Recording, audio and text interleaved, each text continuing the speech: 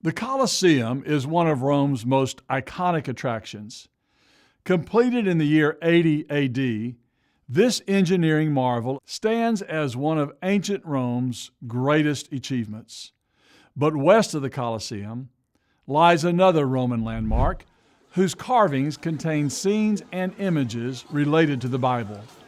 Known as the Arch of Titus, this stone memorial provides important insights into the text of Scripture, insights that make an important connection between faith and fact.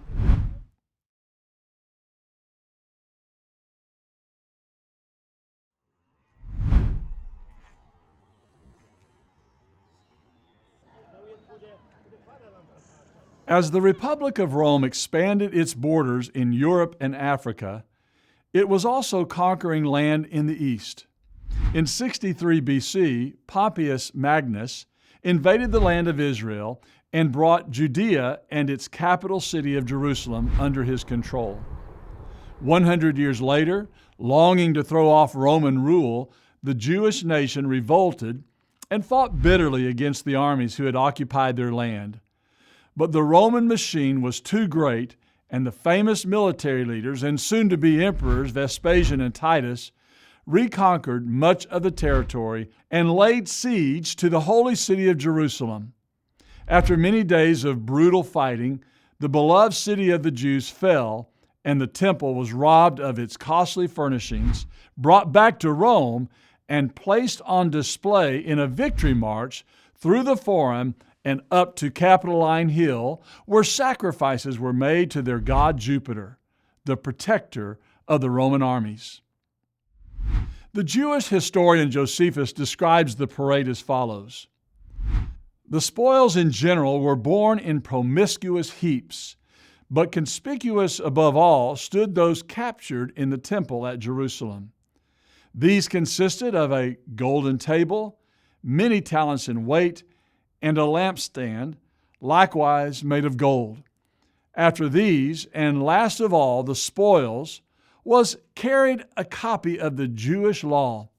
In 81 AD, in a brilliant display of propaganda, Domitian, the newly appointed emperor of Rome, constructed this triumphal arch in memory of that parade and dedicated it to his brother Titus.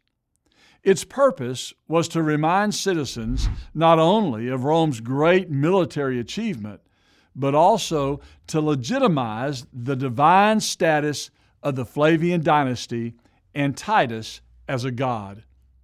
An inscription above the arch reads, "The Senate and people of Rome dedicate this to the divine Titus Vespasian Augustus, son of the divine Vespasian."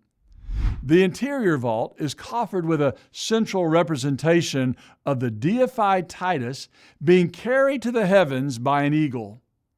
The side panel of the arch displays important moments in the parade when Jewish captives and spoils from the temple in Jerusalem were put on display, including a menorah, sacred trumpets, and the table of showbread.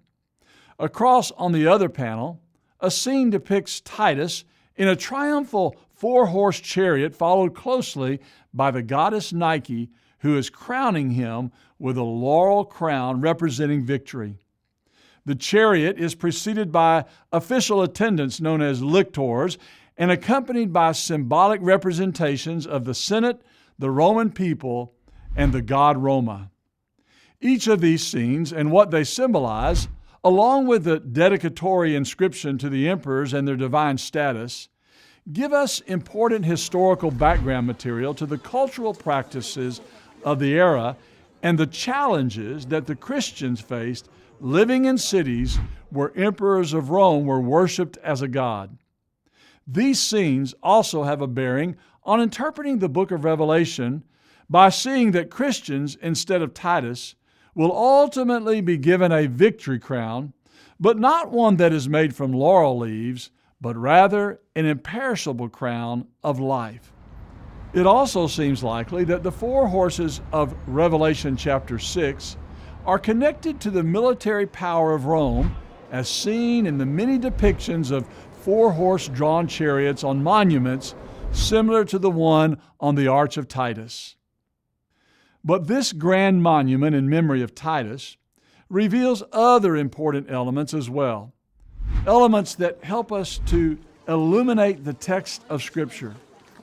For example, triumphal victory parades were not uncommon in the history of Rome's dominance, and so the imagery of these events was used by Paul in his letters to the church at Corinth and Colossae to give confidence and hope to Christians living in a world that had opposed and persecuted them.